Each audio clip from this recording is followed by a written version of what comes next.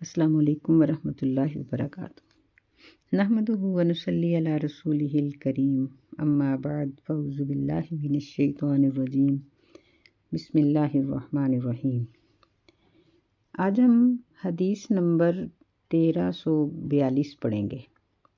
یہ بھی ایک بہت بہترین قسم کی دعا ہے جو نبی صلی اللہ علیہ وسلم کی زبان اقدس سے بیان ہوئی ہے۔ اس کو بیان کرنے والے ہیں سیدنا عبداللہ بن عمر رضی اللہ تعالی عنہما۔ وعن ابن عمر رضی اللہ تعالی عنہما قال کان رسول اللہ صلی اللہ علیہ وسلم یقول، وہ کہتے ہیں کہ رسول اللہ صلی اللہ علیہ وسلم ان لفظوں میں دعا کیا کرتے تھے: اللہم انی اعوذ بک من زوال نعمتک، اے اللہ میں تیری پناہ چاہتا ہوں کہ تیری جو دی گئی نعمتیں ہیں وہ زائل ہو جائیں، یعنی ان اپنی نعمتوں کے زوال سے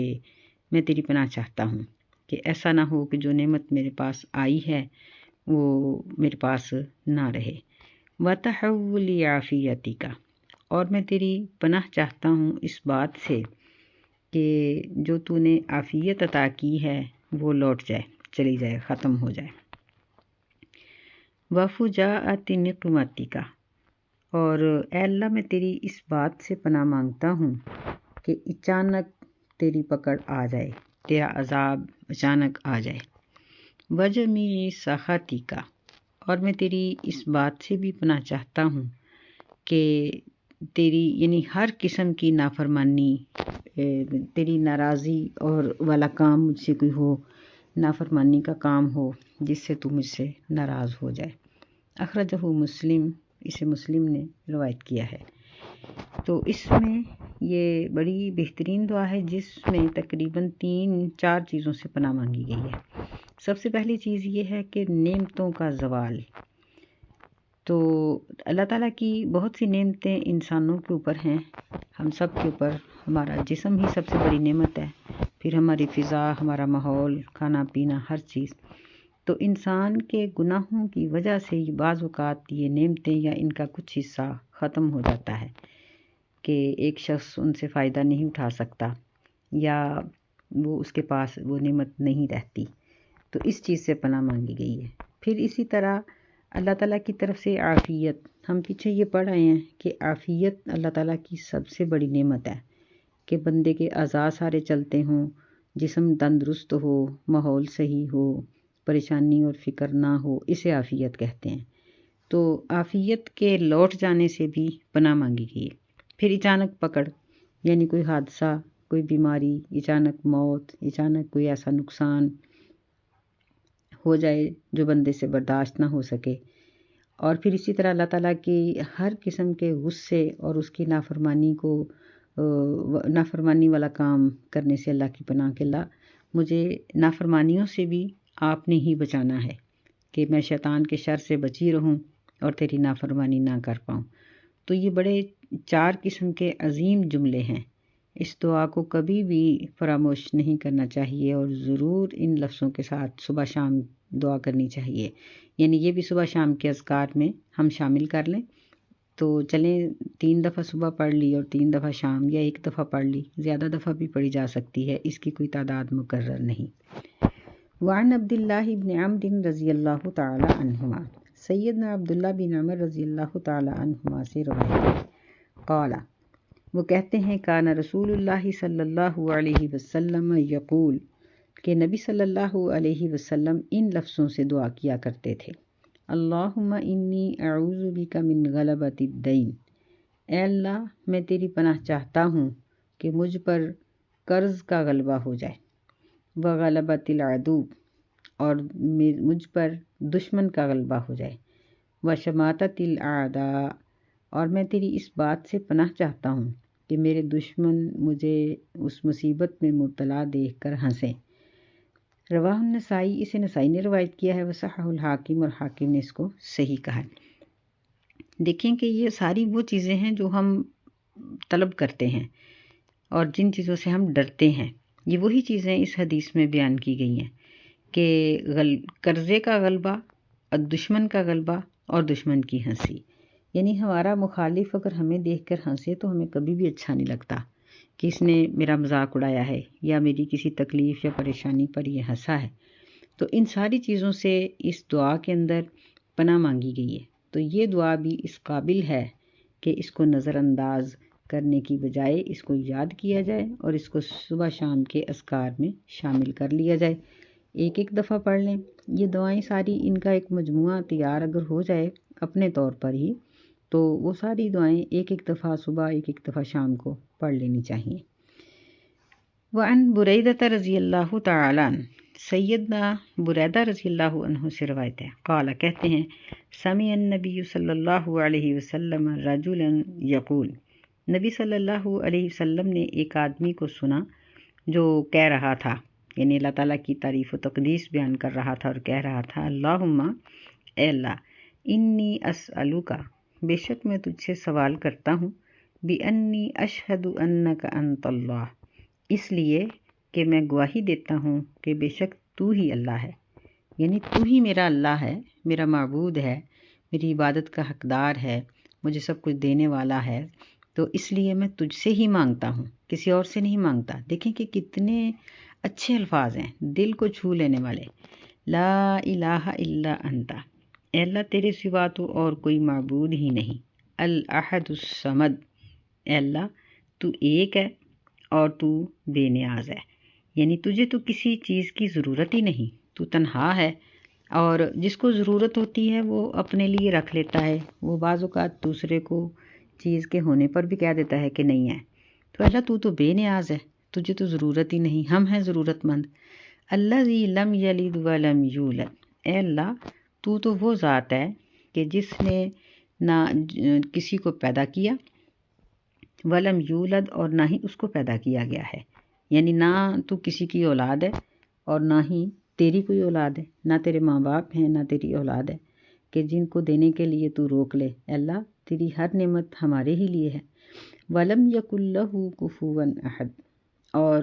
تو ایک ایسی ذات ہے کہ جس کا کوئی بھی ہم پلہ نہیں، جس کا کوئی بھی ہمسر ساتھی نہیں۔ فقال، یہ الفاظ سن کر رسول اللہ صلی اللہ علیہ وسلم نے فرمایا، لقد سأل اللہ باسمہ الذی اذا سئل بہ اعطی، کہ اس آدمی نے اللہ تعالیٰ کے اس نام کے ساتھ سوال کیا ہے کہ اس سے جب اس نام سے مانگا جائے تو وہ دے دیتا ہے۔ یعنی یہ تمام اللہ کے اسماء گرامی اتنے عظیم ہیں، بعض نے ان کو اسم اعظم کہا ہے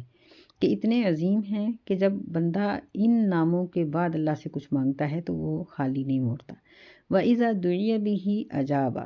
اور جب اللہ تعالیٰ سے دعا کی جاتی ہے ان ناموں کے ساتھ تو وہ دعا کو قبول کرتا ہے۔ اخرجہ الاربعہ، اسے اربعہ نے روایت کیا ہے، وصححہ ابن حبان، اور ابن حبان نے اس کو صحیح کہا ہے۔ اب دیکھیں کہ اس میں اللہ تعالیٰ کے جو نام ذکر کیے گئے ہیں، مثلا الہ کا ہوں، اللہ تعالیٰ کے لیے الہ کا دعویٰ، پھر صمد کا دعویٰ کہ وہ صمد ہے، اور لم یلد ولم یولد ہے، یعنی ہر پہلو اس دعا کا دیکھا جائے تو توحید ہی توحید ہے، اور یہی چیز اللہ تعالیٰ کو پسند ہے کہ جب ایک شخص اللہ تعالیٰ کی مکمل یا بہت جامع لفظوں میں اس کی صفات بیان کرنے کے بعد اس سے طلب کرتا ہے تو وہ کبھی بھی بندے کو خالی نہیں موڑتا۔ تو ہمیں ان ساری دعاؤں کو یاد کر لینا چاہیے، کوئی مشکل نہیں ہے، یا اس طرح بھی ہو سکتا ہے کہ ہم جب دعا کرنے لگیں تو اپنا موبائل یا ہم ایک کاغذ پہ ان دعاؤں کو لکھ لیں، کتابیں بھی موجود ہوتی ہیں جن کے اندر یہ تمام دعائیں ہیں، تو وہ اپنے ہم ہاتھ پر رکھ لیں، یا ویسے ہی ہم اس کو پڑھ کے، کیونکہ ہاتھ اٹھا کے دعا کرنا بھی واجب نہیں ہے، بغیر ہاتھ اٹھائے بھی دعا کی جا سکتی، چلتے پھرتے بھی ہم ان دعاؤں کو پڑھ کے اللہ تعالیٰ سے اپنی حاجت کو طلب کر سکتے ہیں۔ تو کسی بھی طرح سے اللہ سے دعا کی جائے تو اللہ تعالیٰ اس کی دعا کو قبول کرتا ہے، اور سب سے زیادہ اللہ کی رضا اور جہنم کے عذاب سے آزادی، جہنم سے آزادی اور جنت کے حاصل کرنے کی دعا کرنی چاہیے۔ اللہ تعالیٰ ہمیں دعائے خیر کرنے کی توفیق دے اور ہماری دعاؤں کو شرف قبولیت سے نوازے، آمین۔ یہ سیدنا ابو ہریرہ رضی اللہ تعالیٰ عنہ سے روایت کی گئی ہے، اور یہ صبح شام پڑھنے کی دعا ہے، یہ بھی بڑی بہترین دعا ہے، اس کو بھی یاد کرنا چاہیے۔ وعن ابی ہریرہ رضی اللہ تعالی عنہ، سیدنا ابو ہریرہ رضی اللہ تعالی عنہ فرماتے ہیں کان رسول اللہ صلی اللہ علیہ وسلم اذا اصبح یقول، کہ نبی صلی اللہ علیہ وسلم جب صبح کرتے تو یہ کلمات کہتے: اللہم بک اصبحنا، اے اللہ ہم نے تیرے ساتھ صبح کی ہے، وبک امسینا، اور تیرے ساتھ ہی ہم شام کرتے ہیں، وبک نحیا وبک نموت، اور ہم تیرے ساتھ ہی زندہ ہیں، یعنی تیری مدد سے ہی اور تیرے حکم سے، اور تیرے ہی حکم سے ہم مرتے ہیں، وَإِلَيْكَ النُّشُورُ، اور تیری طرف ہی ہمارا دوبارہ اٹھ کے جانا ہے، یعنی قیامت کے دن زندہ ہو کے اکٹھے ہونا تیری طرف ہی ہے۔ وَإِذَا أَمْسَى قَالَ مِثْلَ ذَلِكَ، جب شام ہوتی تو پھر بھی یہی کلمات کہتے، إِلَّا أَنَّهُ قَالَ، مگر آپ بے شک آخر میں یہ کلمات کہتے کہ وَإِلَيْكَ الْمَصِيرُ، یعنی إِلَيْكَ النُّشُورُ کی بجائے وَإِلَيْكَ الْمَصِيرُ کہہ دیتے کہ ہمارا واپس آنا بھی تیری طرف ہی ہے۔ تو اس میں صبح کرنے، شام کرنے کی اور اسی طرح زندگی اور موت کی نسبت اللہ تعالیٰ کی طرف کی گئی ہے، تو اس کے مختلف معنی اس عبارت کے ذکر کیے گئے ہیں۔ یعنی اس کا یہ مطلب بھی ہے کہ ہم تیری ہی حفاظت میں صبح کرتے ہیں اور ہمارے اوپر نیچے سب تیری ہی حفاظت ہے، تو نے ہی ہمیں ڈھانپا ہوا ہے۔ یہ بھی اس کا معنی ہے کہ ہم تیرے ہی ذکر میں صبح بھی مشغول رہتے ہیں اور شام بھی، یعنی ہمیں اس چیز کی توفیق دے۔ پھر اس کا مطلب یہ بھی ہے کہ ہم تیرے نام سے مدد طلب کرتے ہیں، صبح ہو یا شام ہو۔ پھر یہ بھی مطلب ہے کہ یہ صرف تیری ہی عطا کردہ قوت اور ہمت ہے کہ ہم صبح شام اٹھتے ہیں یا حرکت کرتے ہیں یا کام کاج کرتے ہیں۔ پھر یہ ہے کہ موت اور زندگی دینے والا بھی تو ہی ہے، تو یہ سب کچھ تیرے ہی حکم سے ہے اور تیرے حکم کے بغیر کچھ بھی نہیں۔ یعنی یہاں ہمیں اس بات کا اپنے دل کے اندر ایک یقین ہوتا ہے جس کو ہم اپنی زبان سے ظاہر کرتے ہیں کہ یہ تمام نعمتیں صرف اللہ کی طرف سے ہیں، کسی ولی یا نبی یا فرشتے کی طرف سے نہیں ہیں، نہ ہی ان کا تعلق کسی اور انسان کے ساتھ ہے، نہ کسی بھی مخلوق کے ساتھ ہے، بلکہ یہ سب ہمارا اٹھنا، سونا، جاگنا، کام کاج کرنا، ذکر اذکار کرنا، یہ سب اللہ تعالیٰ کی مدد کے ساتھ ہے۔ آگے سیدنا انس رضی اللہ عنہ کی حدیث ہے، وعن انس رضی اللہ تعالی عنہ قال کان اکثر دعاء رسول اللہ صلی اللہ علیہ وسلم، کہتے ہیں کہ نبی صلی اللہ علیہ وسلم کی دعا اکثر یہ ہوا کرتی تھی، ربنا آتنا فی الدنیا حسنہ، اے ہمارے رب ہمیں دنیا میں بھی اچھائی عطا فرما، وفی الآخرۃ حسنہ، اور آخرت میں بھی اچھائی عطا فرما، وقنا عذاب النار، اور ہمیں آگ کے عذاب سے محفوظ رکھ، بچا لے۔ تو اس حدیث میں دعا کا ذکر کیا گیا ہے، یہ نبی علیہ الصلوۃ والسلام کثرت سے پڑھتے تھے، یہ دعا بھی ہے، قرآن مجید کی آیت بھی ہے، چونکہ جب ہم اس کو پڑھیں گے تو ہمیں قرآن پڑھنے کا ثواب ملے گا۔ پھر یہ جامع دعاؤں میں اس کا ذکر ہے کہ جس میں جمع کے لفظ ہیں کہ اے ہمارے رب آتینا، ہم سب کو عطا کر۔ پھر یہ ہے کہ حسنہ، حسنہ میں بھی یہ بھی جمع کا لفظ ہے کہ دنیا کی ہر اچھائی، چاہے وہ صحت کے متعلق ہو یا ماحول کے متعلق ہو یا ہمارے مستقبل کے متعلق ہو، کچھ بھی ہو، ہماری اولاد کے متعلق ہو یا ہمارے اپنے نفس کے متعلق ہو، اسی طرح آخرت کی بھی ہر طرح کی حسنہ ہمیں عطا فرما۔ یعنی یہ جامع دعا ہے، اور نبی صلی اللہ علیہ وسلم جامع دعاؤں کو بہت پسند کرتے تھے، کیونکہ اس میں یعنی اولاد، رزق، علم، صحت، عافیت سب کچھ آ جاتا ہے۔ اور جب جامع دعا ہم کرتے ہیں تو پھر اس میں ہمارے تمام عزیز و اقربا زندہ ہوں یا فوت ہوئے ہوں، سب اس میں شامل ہو جاتے ہیں، تو یہ دعا تو ہمیں اکثر یاد ہوتی ہے، اور اس کو چلتے پھرتے بھی اگر ہم پڑھیں گے تو ہمیں قرآن مجید کے پڑھنے کا ثواب ملے گا، کیونکہ قرآن مجید ایک ایسا ذکر ہے کہ جس کا اجر اور ثواب سب سے زیادہ ہے۔ وعن ابی موسیٰ الاشعری، سیدنا ابو موسیٰ اشعری رضی اللہ تعالی عنہ سے روایت ہے، قال، وہ کہتے ہیں، کان النبی صلی اللہ علیہ وسلم یدعو، کہ نبی صلی اللہ علیہ وسلم ان کلمات کے ساتھ بھی دعا کیا کرتے تھے، اللہم اغفر لی خطیئتی، اے اللہ میری تمام خطاؤں کو معاف کر دے۔ خطا اس کو کہتے ہیں کہ جو یا تو لا علمی میں ہو جائے کہ پتہ ہی نہیں ہے کہ یہ کام کرنا گناہ ہے اور کر لیا، یا یہ ہے کہ پتہ تو تھا کہ یہ گناہ ہے لیکن کرتے وقت ذہن سے نکل گئی بات، جس طرح ایک کام کسی نے کیا ہوا ہوتا ہے لیکن اگر کوئی پوچھے کہ آپ نے یہ کیا ہے تو وہ کہہ دیتا ہے کہ نہیں، اس وقت اس کے ذہن میں نہیں تھا کہ میں نے یہ کیا ہے یا یہ بات میں نے کی ہے، تو یہ چیزیں خطا میں آ جاتی ہیں۔ وہ جہلی، اور میری جہالت یعنی نادانی، لا علمی سے جو مجھ سے گناہ ہوئے ہیں وہ بھی معاف کر دے۔ وہ اسرافی، اور زیادتیاں